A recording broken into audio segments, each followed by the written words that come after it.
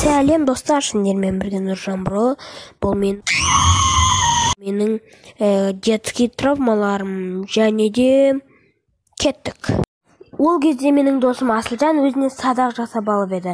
Ол әр жерге атып сөйтіп бір жерге атып ойнатты. Мен қасында тұрдым. Бір кезде ол шөпке атып қалды. Сол шөптен тайғатып мен аяғыма жіберіп қалды. Мен қандай чувство болғанын білесің бе менде? Сосын Асылжанның әкесі мен аяғымда оқты көріп жүгіріп келді. Сол оқты жұлып алды. Сөйтіп аяғыма дым болмағандай мен далада ойнап жүре бердім, және видео аяқталды. Сау болыңдар, миссия выполнена.